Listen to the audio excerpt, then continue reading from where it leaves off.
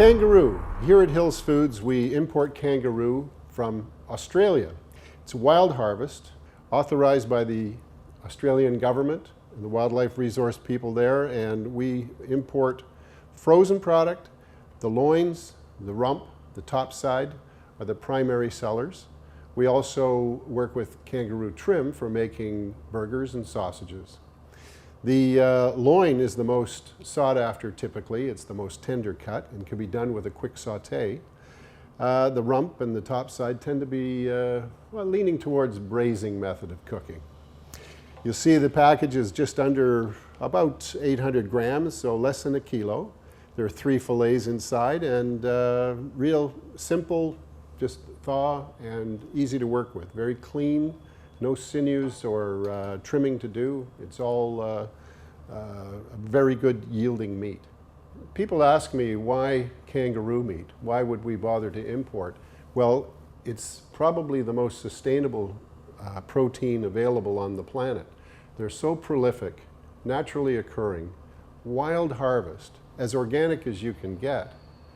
Not only is the meat nutritious and delicious, it's a crowd pleaser. What can I tell you? Here at Hills Foods, we work with some of the top chefs in Canada. And right here in British Columbia, we have Chef Derek Bothwell from Chill Winston Restaurant in Gastown. Well, today we're going to be cooking some kangaroo loin here. First thing we're going to do is we're going to look over the meat. And the lucky thing about kangaroo is there's very little to clean off it. As you can see, there's no silver skin, no fat. So every once in a while we'll find a little piece like this, and we just slip our knife under and just pull it off. Just like that.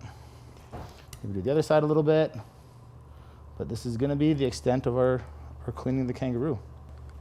This piece is going to be even easier for us, so there's nothing to clean there. And as well as this one, we might take off this little seam. What I like to do is fit my little fillet knife underneath it and just run it down the seam, and out it comes. So that is the total amount of waste we're going to have off our 3 loins we're dealing with today. So what I like to take with these beautiful loins is cut nice steaks out of them. And we're going to show you how to fry the steaks in the frying pan, where we have to add some fat because luckily our kangaroo has no fat on it. That's the beautiful part in selling future kangaroo. So we're going to cut off these little square bits, and we're going to save them for our kangaroo tartare. That's right, we have 2 applications today. So out of this loin, we're just going to cut them in half nicely, and we're going to set them aside to make our kangaroo steaks. Okay? We'll take a little bit of this guy. Doesn't look very nice for a steak. We'll put him with our tartare recipe as well. Okay? So what we're going to end up having is several kangaroo steaks that we'll grill up here, and some tartare to cook up. We'll save this guy for another purpose here.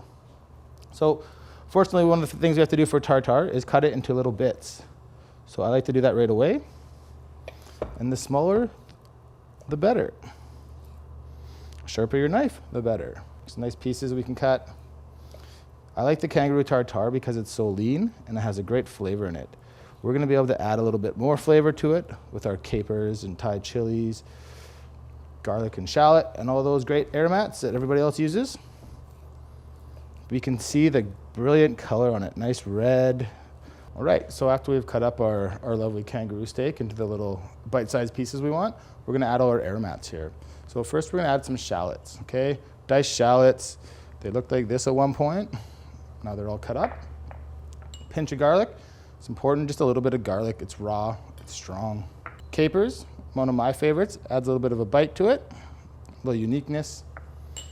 And these are our pickled Thai chilies. So we add just a pinch. We wanted just a bit of heat. The last touch we're gonna have here is our parsley. This really freshens it up for us. A little dollop of mustard. This is a Dijon mustard. Salt and pepper. And most importantly, some oil. Lots of oil in there. We'll mix this guy up.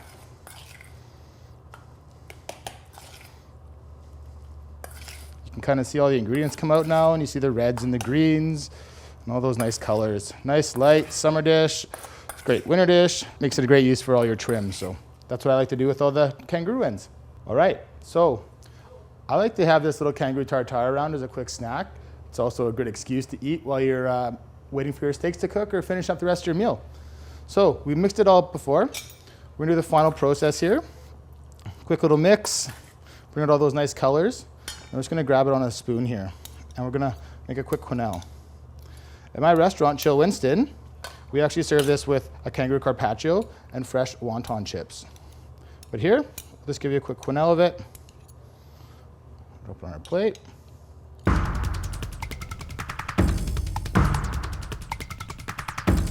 I'm Chef Derek Bothwell from Chill Winston in Gastown, Vancouver. Take this home and enjoy.